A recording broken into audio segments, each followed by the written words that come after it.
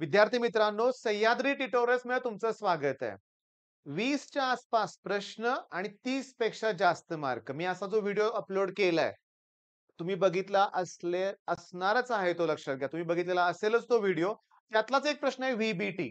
मग त्यातले बरेचसे प्रश्न होते. मी माझ्या ऑफलाईन मधल्या मुलांना विचारलं, त्यातला कुठला पॉइंट तुम्हाला शिकवू? तर क्षणात त्यांनी उत्तर दिलं व्ही-बी-टी. म्हणून मी हा व्हिडिओ तयार करतोय बरं का. आता ह्या व्ही-बी-टी मध्ये मी तुम्हाला इतकं हळू आणि व्यवस्थित शिकवणार आहे बाळांनो, की तुम्हाला ते कळालंच पाहिजे आणि एक्झाममध्ये तुम्ही लिहिणार आहे. पहिली माझी रिक्वायरमेंट काय माहितीये का, की स्कँडियम पासून झिंक पर्यंत सगळ्यांचे ॲटॉमिक नंबर पाठ पाहिजेत. स्कँडियम, ओके. याला काय म्हणणार? टायटॅनियम किंवा टिटॅनियम, व्हॅनाडियम, क्रोमियम आणि मॅंगनीज. मग 21, हे 22, 23, 24 आणि 25 ॲटॉमिक नंबर आहे. नंतर लगेच म्हणायचं आयर्न, कोबाल्ट, निकेल.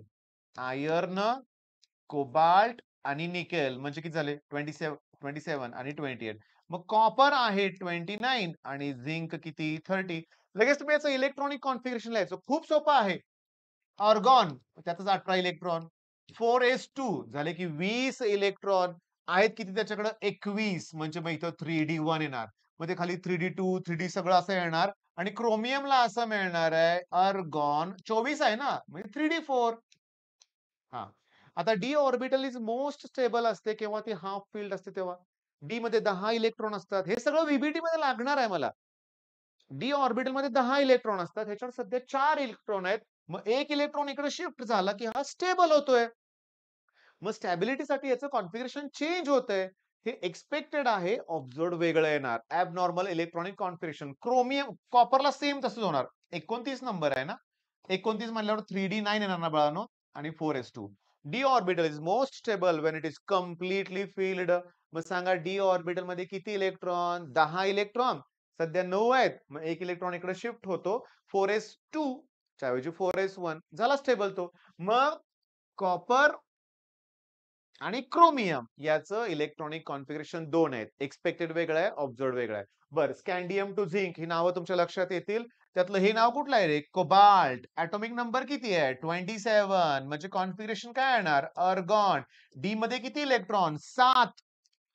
जेवढे बघा 27 7, 26 6, 25 5, 24 4. 24 4 जरी असलं तरी चेंज होतोय कॉन्फिगरेशन. बरोबर आहे. आता आणखीन महत्वाचं डी ऑर्बिटल मध्ये जेव्हा 7 इलेक्ट्रॉन मला त्यात भरायचे आहेत, तेव्हा हर्ट्झ रूल वापरायचा. इलेक्ट्रॉन भरायचे सिंगली लक्षात घ्या. म्हणजे पहिल्यांदा हा इलेक्ट्रॉन, मग दुसरा, तिसरा, चौथा, पाचवा, मग 6वा आणि मग 7वा. मग हे 3 अनपेअर्ड इलेक्ट्रॉन मिळाले का?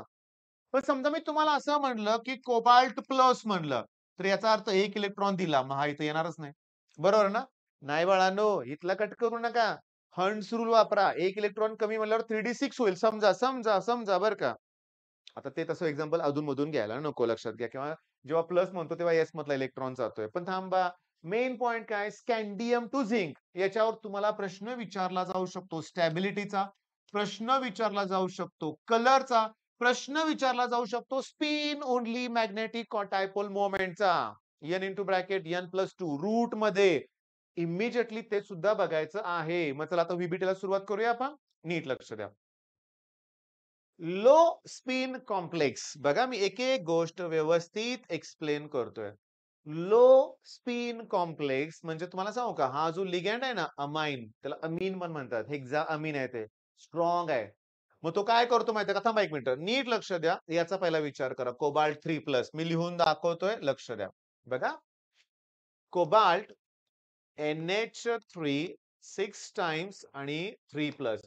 मग तुम्हाला काय करायचंय, की जो कोबाल्ट आयन आहे ना, तो फाइंड आउट करायचा आहे. मग त्याला ऑक्सिडेशन X म्हणा.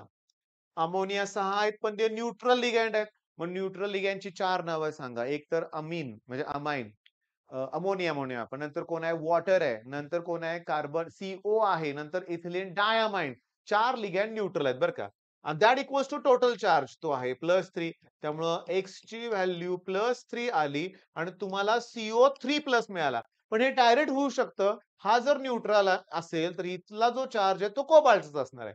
मग ऑक्सिडेशन स्टेट ऑफ कोबाल्ट काय म्हणलंय? +3. डायरेक्ट येणार नाही, काढून दाखवायचं. मग पहिला पॉइंट कळाला व्हॅलेन्स बॉन्ड थिअरीचा काय? Find oxidation state. ओके, पहिला पॉइंट इथं लिहू का थोडक्यात, दिसतंय का बघा तुम्हाला या कोपऱ्यातलं. ऑक्सिडेशन स्टेट फाइंड आउट करा. काय फाइंड आउट करा? Oxidation state. Next point, oxidation state कळाले मला, +3 आहे. आता cobalt, iron, cobalt, nickel 27 number. मग आर्गॉन 27 म्हणजे काय रे? 3d7. पण आता त्यातले 3 इलेक्ट्रॉन देताना 2 ह्यातले जाणार, 1 याच्यातलं जाणार, म्हणजे 3d6 उरले की नाही. मग जेव्हा 6 इलेक्ट्रॉन एंटर करायचे, कोणता rule? Hunts rule. Single enter करा. 1 2 3 4 5 आणि 6वा इलेक्ट्रॉन इथं 4 इलेक्ट्रॉन उरलेत. बघा आता हे कॉन्फिगरेशन कळालं का तुम्हाला? म्हणजे फर्स्ट स्टेप काय करा? Oxidation step. नेक्स्ट स्टेप काय करा? इलेक्ट्रॉनिक कॉन्फिगरेशन लिहा. E.C. इलेक्ट्रॉनिक कॉन्फिगरेशन लिहून झालं. लो स्पिन कॉम्प्लेक्स आहे. मग तो काय, त्यात काय होतं?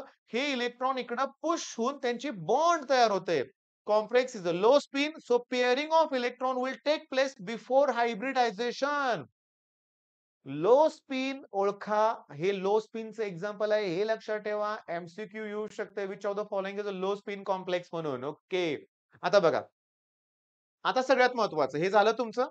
लिगॅंड किती आहेत? 6 लिहिलं. नंबर ऑफ वॅकंट ऑर्बिटल आपल्याला 6 पाहिजेत. मग 6 पाहिजेत तुमच्याकडं, पण हे पुश झाल्यामुळे 2 ऑर्बिटल मिळाल्या.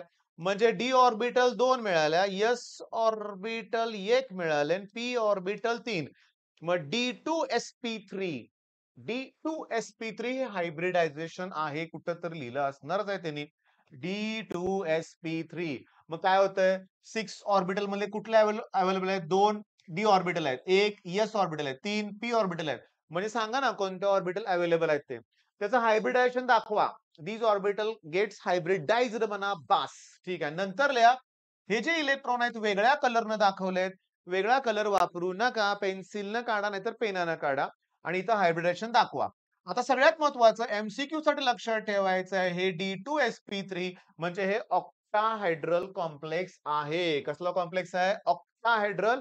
मध्ये सीओ काढा आणि 6 बाजूला बघा 1 2 आणि अशा हेक्सागोनल टाइप मध्ये NH3 लिहून टाका.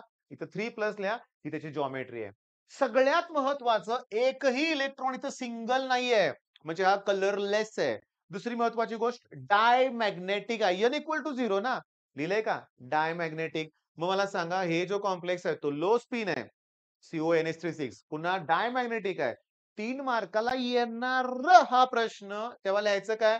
ऑक्सिडेशन स्टेट ऑफ कोबाल्ट लिहा, त्याचं कॉन्फिगरेशन लिहा इलेक्ट्रॉनिक. त्याच्यानंतर वॅकंट शेल किती पाहिजेत? 6 लिगॅंड आहेत, मग 6 वॅकंट शेल पाहिजे ते लिहा. कोणत्या अवेलेबल आहेत ते लिहा. त्याचं मिक्सिंग आणि रिकास्टिंग होऊन हायब्रिडायझेशन होते ते सांगा. त्यात इलेक्ट्रॉन एंटर होत आहेत. ओके, आणि ही जॉमेट्री लिहाल का रे बाळांनो? प्लीज, काही अवघड नाहीये रे. मगाशी मी म्हटलं तसं ही नावं लक्षात ठेवा. कोबाल्ट 27 लक्षात राहते. 4च एक्झाम्पल आहेत. आलं तर त्यातलंच येणार 3 मार्काला, हे डोक्यात ठेवायचं. ओके, नाही आलं सीट साठी तयार होते समजायचं. केलेली कुठलीही गोष्ट वाया जात नाही, हे लक्षात घ्या. नेक्स्ट, हाय स्पिन आहे म्हणजे इलेक्ट्रॉन आता पेअर होणार नाहीत. सिंगल इलेक्ट्रॉन तसेच राहणार. पुन्हा कोबाल्ट आहे. आता लक्ष द्या, फ्लोरीन आहे. कोबाल्टची ऑक्सिडेशन रेट X माना. 6 फ्लोरीन आहेत, पण फ्लोरीनचा ऑक्सिडेशन नंबर -1 असतो. That equals to -3. 6 1 6 -6 -6 +6 होतील आणि परत मला मिळालं +3. अरे आठवा की 3d6च मिळणार आहे. ऐका, 6 इलेक्ट्रॉन बरोबर आहे. आता आपल्याला 6 वॅकंट ऑर्बिटल पाहिजेत, पण ह्या आता पेअर होणार नाही. त्या सिंगल तसेच राहणार इलेक्ट्रॉन. म्हणजे बघा कुठं दिलंय, हाय स्पिन कॉम्प्लेक्स आहे. That means pairing of electron will not take place. मग आपल्याला काय केलं पाहिजे? इथली 1 ऑर्बिटल आहेत, ह्या 3 ऑर्बिटल आहेत, अजून 2 पाहिजेत. मग डी ऑर्बिटल असणार आहेत त्या. मग ह्या डी मधल्या ह्या 2 इलेक्ट्रॉन ऑर्बिटल वापरल्या, sp3d2. तरी पण ते ऑक्टाहायड्रलच कॉम्प्लेक्स आहे. पण फरक काय? आता इथं व्हॅकंट ऑर्बिटल आहेत त्याच्या, आणि सॉरी, आता इथं सिंगल इलेक्ट्रॉन आहेत, याचा अर्थ ते पॅरामॅग्नेटिक आलं. 4 अनपेअर्ड इलेक्ट्रॉन आहेत, त्यामुळे तो पॅरामॅग्नेटिक आहे. म्हणजे हा जो आहे कोबाल्टचा F6 पॅरामॅग्नेटिक हाय स्पिन, NH3 लो स्पिन आणि डायमॅग्नेटिक. ओके, आता मी तुम्हाला सांगतो. CN सायनाइड स्ट्रॉंग लिगॅंड आहे. बरं कोण आहे तिथं? निकेल आहे ना. थांबा, निकेलचे ऑक्सिडेशन स्टेट X माना. हे जे आहे ना सायनाइड आहे ना, ओके, 4 आहेत. त्याचा ऑक्सिडेशन नंबर असतो -1. That equals to -2. -4चं +4 होतील आणि मला +2 मिळेल. आयर्न, कोबाल्ट, निकेल 28 नंबर आहे. म्हणजे ऍक्च्युअली कॉन्फिगरेशन त्याची अशी येणार आहे. ऑर्गॉन, 3d8 येणार 4s2. पण 2 इलेक्ट्रॉन दिल्यामुळे हे 2 इलेक्ट्रॉन गेले. मग 8 इलेक्ट्रॉन उरलेत. मग 8 इलेक्ट्रॉन एंटर करायचे आहेत. 1, 2, 3, 4, 5, 6, 7 आणि 8. 2 उरले की नाही? स्ट्रॉंग आहे. तर दोघांना तो पुश करणार आहे. तो इथे येणार आहे. म्हणजे मला इथली एक डी ऑर्बिटल मिळाली. ही मिळणार आहे ऑर्बिटल ही. 1 मिळाली. S1 मिळाली. म्हणजे D1 मिळाली. S1 मिळाली आणि P किती आपलं? आपल्याला 4च लिगँड आहेत ना. मग Pचे 2च घ्या ना फक्त. DsP2 स्क्वेअर प्लेनर जॉमेट्री लक्षात घ्या. स्क्वेअर प्लेनर कुठे दिलंय का रे त्यांनी स्क्वेअर प्लेनर जॉमेट्री म्हणून? बघूया आपण हं. सगळ्यात महत्वाचं इथं सिंगल इलेक्ट्रॉन नाहीये म्हणजे तो डायमॅग्नेटिक आहे. कसा आहे तो? डायमॅग्नेटिक. हायब्रिडेशनचा टाइप कुठला आहे सांगा? DsP2 लक्षात घ्या. ओके. म्हणजे या VBT मध्ये मी तुम्हाला सांगतो स्क्वेअर प्लेनर दिलं इथं. तुम्हाला काय लिहायचं VBT मध्ये? ऑक्सिडेशन स्टेट काढा. इलेक्ट्रॉनिक कॉन्फिगरेशन लिहा. ठीक आहे. स्ट्रॉंग लिगँड आहे तो पुश करणार ते लिहा. Complex square planar electrons are paired prior to the hybridization आणि इलेक्ट्रॉनिक कॉन्फिगरेशन बिकम्स हे असं लिहा. नंतर कुठल्या ऑर्बिटल अवेलेबल आहेत ते सांगा. Here 1 D orbital, 1 S orbital आणि 2 P ऑर्बिटल्स गिव्हज ए DsP2 हायब्रिडेशन. नंतर हे लिहा. डायमॅग्नेटिक आहे सांगा. स्ट्रक्चर काढा. मग आता शेवटचं मी तुम्हाला सांगू का? तुम्हाला देतोय. हॅलोजन आहेत ना हे वीक फील्ड लिगँड आहे. ते पेअर करतच नाहीत बाळांनो. मग हे 2 इलेक्ट्रॉन तसेच राहणार. मग माझ्याकडे 1 S आणि 3 P ऑर्बिटल वापरला ना, मग मला sp3 मिळणार ना. sp3 म्हणजे टेट्राहायड्रल जॉमेट्री. वॉटरसाठी असते, मिथेनसाठी असते, अमोनियासाठी टेट्राहायड्रल जॉमेट्री असते. इथं लक्षात घ्या. 4 लिगँड आहेत म्हणजे 4 ऑर्बिटल पाहिजेत. व्हॅकंट मेटल आयन ऑर्बिटल पाहिजेत. मग या कुठून मिळणार? 1 S, 1 4s मिळणार आणि 3 4p मिळणार. तर तो टेट्राहायड्रल कॉम्प्लेक्स येणार. बरं. इथं 2 इलेक्ट्रॉन आहेत म्हणजे तो पॅरामॅग्नेटिक. पेअर झाले की डायमॅग्नेटिक. मग मी तुम्हाला सांगतो, अरे 12च मिनिटात व्हीबीटी कळाली का सांगा? हां, तुमच्यापैकी काय म्हणणार आहेत नाही कळालं, तर त्यांच्यासाठी मी सांगतोय काय ते नीट लक्ष द्या.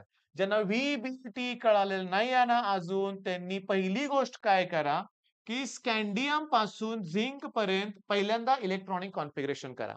ते करत असताना स्टॅबिलिटीसाठी क्रोमियम आणि कॉपरची कॉन्फिगरेशन वेगळी असते, हे लक्षात घ्या. सगळ्यात महत्वाचं तुम्हाला डी ऑर्बिटल मध्ये इलेक्ट्रॉन एंटर करता आले पाहिजेत. मग डी ऑर्बिटल मध्ये मी 9 इलेक्ट्रॉन एंटर करायचं ठरवलं. तर कसं करणार?